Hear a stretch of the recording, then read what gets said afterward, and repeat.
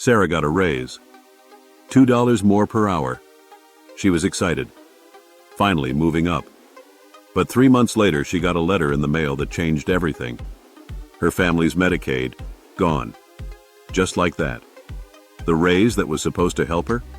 It cost her $800 a month in health insurance premiums. She was actually making less money than before. This is called the benefits cliff. And if you're watching this video, you're probably standing right on the edge of it. You make just enough to survive, but not enough to thrive. And here's the cruel part. Any attempt to move up, any raise, any promotion, any traditional employee benefit pushes you over the cliff. Suddenly you're worse off than when you started. So you're stuck, trapped between poverty and progress. Your friends with corporate jobs talk about 401ks and stock options and building wealth. Meanwhile, you're counting every dollar to stay under the income limit. You can't save more than $2,000 without losing your benefits. You can't accept a raise without losing health care. But what if I told you there's a way out? A wealth-building strategy that's 100% invisible to the government benefit system. A way to build $145,000 over 10 years without ever triggering the Medicaid cliff. And the crazy part? Your employer pays for the whole thing. This strategy is called company-owned life insurance with delayed ownership transfer. And it's been used for decades by wealthy families and corporations. But almost nobody in your income bracket knows about it. Until now. Before I continue, 95% of those of you that watch our videos are not subscribers. Do me a favor by subscribing now. This will help us to do more research into strategies that can set you financially free to pursue your kingdom self business. As a disclosure, KSB channel is affiliated with Everguard Wealth, a financial advisor and insurance agency. Now back to the video. Here's how it works. Your employer buys a permanent life insurance policy. They pay the premiums, let's say $350 a month. But here's the key. They own the policy, not you. Your name's not on it as the owner. You're just the insured person. Why does this matter? Because when you fill out your Medicaid renewal forms and they ask, do you own any life insurance? Your answer is no. You don't own it. The company does. Zero reporting, zero asset test, zero income counted. As far as the government is concerned, this policy doesn't exist in your financial picture. But you're still protected. If something happens to you, the company receives the death benefit, let's say $300,000, and then pays your family the death benefit minus what they paid in premiums. So if they paid $20,000 over 5 years, your family gets $280,000 tax-free. Your family is protected, you're building wealth, and your Medicaid is safe. At year 5, something changes. You start earning ownership rights. 50% at year 5, 60% at year 6, building up to 100% at year 10. These are called vested rights. And here's what they let you do. Number 1, you can borrow against the policy. Need $5,000 for a car repair? Transmission died? You can request a policy loan. No credit check. No bank. The company approves reasonable requests. You borrow against your vested percentage. Number 2, if you leave the company, you can purchase your vested portion. Leave at year 7? You're 70% vested. Maybe the cash value is $29,000. You pay the company for their 30%, about $8,700, and you walk away owning a policy worth $29,000 with a $300,000 death benefit. Or you just take your 70% in cash and leave. Number 3, you can continue the policy. Even if you leave your job, you can keep paying the premiums yourself, and the policy continues growing toward that year 10 transfer. But here's where it gets really good. At year 10, the company signs the policy over to you. Complete ownership. No cost. No strings. No deductions. Let's say you started at age 25. You're now 35 years old. And you suddenly own an asset worth $145,000 to $160,000. That's not $145,000 in a retirement account you can't touch until you're 60. That's $145,000 in accessible wealth. You can borrow against it. Use it for a house down payment. Supplement your income. Whatever you want. And here's the beautiful part. Even after you own it, it still doesn't usually affect your Medicaid. Life insurance cash value is exempt from asset tests in most states. You've built 6 figures in wealth, and you can still qualify for benefits if you need them. Now you might be thinking, this sounds too good to be true. Where's the catch? Here's the thing. This is 100% legal. It's based on IRS Section 101J. Employer-owned life insurance. Companies have been doing this for their best employees for decades. The cash value grows tax-deferred. That means no taxes every year like a savings account. The death benefit is tax-free. And when you borrow against the policy, those loans aren't taxed either. The only tax hit is a small one at year 10 when ownership transfers, maybe $2,000 to $5,000 in taxes on a $145,000 asset. That's it. Let's compare this to other ways you might try to build wealth. Savings account. The moment you hit $2,000, you're disqualified from Medicaid. Game over. You literally cannot save money without losing benefits.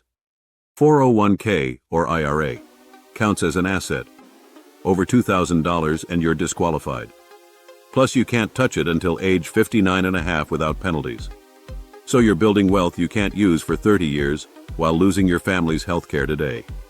This life insurance strategy, for the first 10 years you don't own it, so zero Medicaid impact.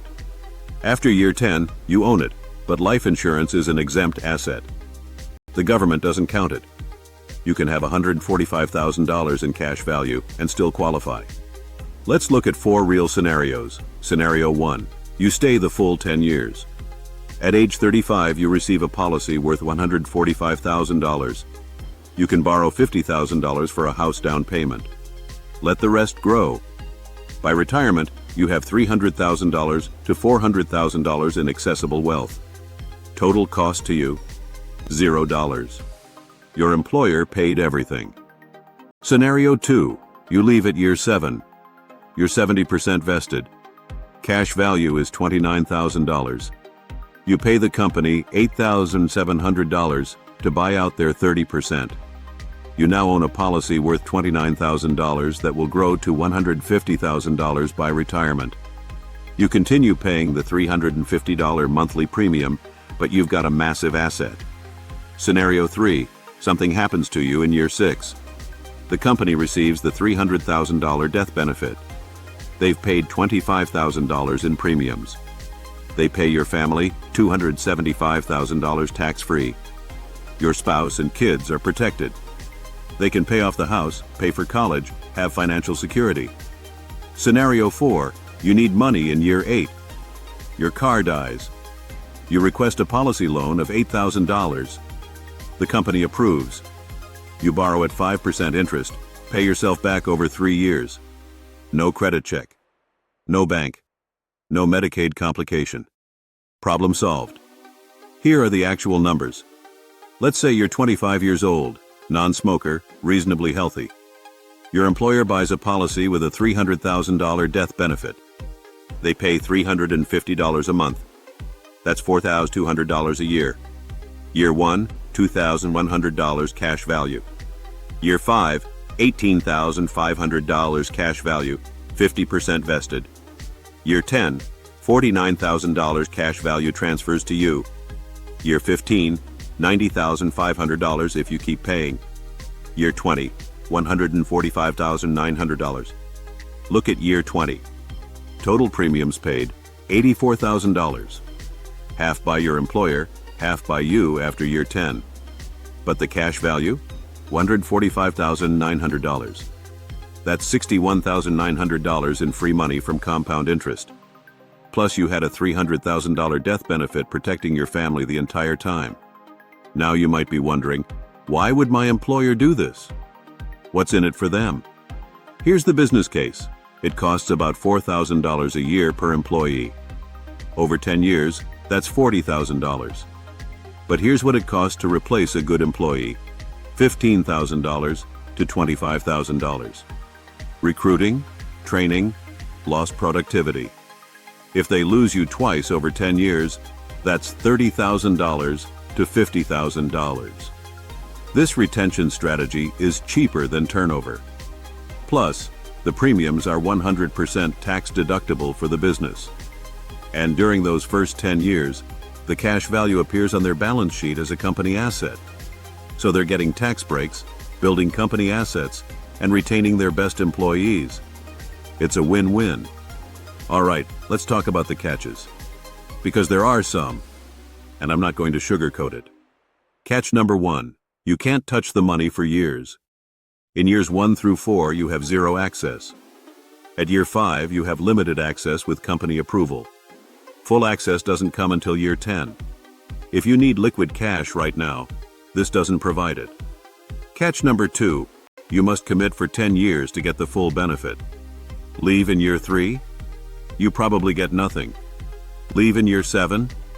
You get 70% if you buy out the company's share. This is designed for long-term employment, not job hoppers. Catch number 3, you have to qualify medically. This is life insurance. You need to be healthy enough to get approved. If you have serious health conditions, you might not qualify, or your premiums might be higher. Catch number 4, you have to trust your employer who sees you as a worthy investment. For 10 years, they own this policy. You're relying on them to honor the transfer agreement. You're relying on them to stay in business. That's a big ask. You need legal documentation to protect yourself, a transfer agreement that's legally enforceable. So who is this perfect for? This strategy is a home run if you're under 40, you're reasonably healthy, you're trapped in the benefits cliff, you plan to stay with your employer 10 plus years, you are a good staff, your employer values retention, and you want to build wealth without losing Medicaid. But this is risky if you plan to leave in 1 to 3 years, you have serious health issues, you don't trust your employer's stability, your value contribution is low, or you need immediate cash access. If you're in a position where your employer is offering this, or you want to ask your employer about this, you have 3 choices. Choice 1, accept this benefit. Trust the 10-year plan. Protect your Medicaid for a decade. Build $145,000 in wealth. Commit long-term to your employer. Take the leap. Choice 2, decline this benefit. Stay where you are. Keep worrying about the benefits cliff. Watch your corporate friends build 401ks while you stay stuck. Hope something changes. Spoiler alert, it probably won't. Choice 3, find a different solution. Save what you can in cash under the $2,000 limit. Work multiple side hustles off the books. Try to find a higher paying job with benefits. Keep grinding. Keep hoping. If your employer isn't offering this, but you want them to, here's how to approach them. Hey, I came across a retention benefit strategy that might help the company save money on turnover while helping employees like me who are stuck in the benefits cliff. It's called company-owned life insurance with ownership transfer. Companies pay about $4,000 a year per employee, but it costs way less than replacing a good employee. Would you be open to learning more? You're not asking for a handout. You're presenting a business solution. Smart employers will listen if they value you. If they don't, maybe it's time to find an employer who values retention. Here's what this is really about. It's not just about $145,000. It's about breaking the cycle. It's about your kids watching you build something. It's about showing them that you're not trapped, that there is a way out. It's about waking up at age 35 and realizing you're not starting from zero anymore. You have options. You have leverage. You can borrow against your policy to start a business. You can put a down payment on a house. You can send your kids to college. You can retire with dignity. Most people spend their 20s and 30s treading water, hoping things will get better. This is your chance to build something real, to escape the benefits cliff without losing your family's health care, to arrive at middle age with 6 figures in wealth. So here's what you do next. Step 1. If your employer already offers this, schedule a meeting to learn more. Ask questions. Review the transfer agreement. Make sure it's legally solid. Get independent financial advice if you can. Step 2. If your employer doesn't offer this, approach them with the business case. Share this video if it helps. Position it as a retention tool, not an employee perk. Make it about their bottom line. Step 3. Verify your state's Medicaid rules. Every state is slightly different. You need to confirm that life insurance cash value is exempt in your state. Most states follow federal guidelines, but double-check. Talk to a Medicaid specialist or benefits counselor. Step 4. Get quotes from multiple insurance carriers. Don't just accept one option. Compare policies from Pacific Life, Mass Mutual, Ohio National, and others. Look at the cash value projections. Look at the fees. Make sure you're getting a competitive policy. A few important warnings. Number 1. Make sure everything is in writing. The transfer agreement must be legally binding. If your employer just says, "Trust us, we'll transfer it at year 10, that's not good enough. You need a signed contract reviewed by an employment attorney. Number 2, understand the tax implications. Yes, there's a tax hit at year 10 when ownership transfers. Budget for $2,000 to $5,000 in taxes that year. Talk to a tax advisor in year 9 so you're prepared. Number 3, read the insurance policy itself. Understand the fees, the surrender charges, the loan rates, the death benefit structure. Don't just trust the illustration. Get the actual policy contract and read it, or have a financial advisor read it. Number 4, this is not a substitute for emergency savings. You still need a small cash cushion. This policy takes years to build accessible value. Don't put yourself in a position where one emergency wipes you out because all your money is locked in a 10-year strategy. Here's the final truth. This strategy requires patience. It requires trust. It requires commitment and value contribution to your employer. Most people won't do it. Most people will watch this video, think, "That's interesting," and then do nothing. They'll stay on the benefits cliff. They'll stay stuck. And in 10 years, they'll be in the exact same position they're in today. But a small percentage of you will take action. You'll approach your employer. You'll ask the hard questions. You'll commit to the 10-year plan. And in 10 years, you'll look back at this moment as the turning point. The moment everything changed. Your 35-year-old self is watching you right now. What are you going to tell them? That you were too scared? That you didn't trust it? That you were too busy to build $145,000 in wealth? Or will you tell them, "I took the leap. I committed. I built something. And now we have options." If this video opened your eyes to a strategy you've never heard of, do me a favor. Put in the comment what you learned for others to benefit. And share it. Share it with someone else who's trapped in the benefits cliff. Share it with your coworkers. Share it with your employer. This information needs to get out there. Hit that subscribe button and turn on notifications because I'm breaking down more wealth-building strategies that the system doesn't want you to know about. Next week, we're covering how to use a health savings account as a stealth retirement account. The week after that, the tax-free real estate loophole that lets you live rent-free. Drop a comment below. Tell me, are you stuck in the benefits cliff? Have you tried this strategy? Are you working hard at your job? Does your employer offer anything like this? Let's build a community of people who refuse to stay trapped. Remember, the best time to start building wealth was 10 years ago. The second best time is today. Your future self is counting on you. Don't let the system keep you poor. Take charge. Build your wealth. See you in the next video. Now go change your life, Kingdom Self Business Builders.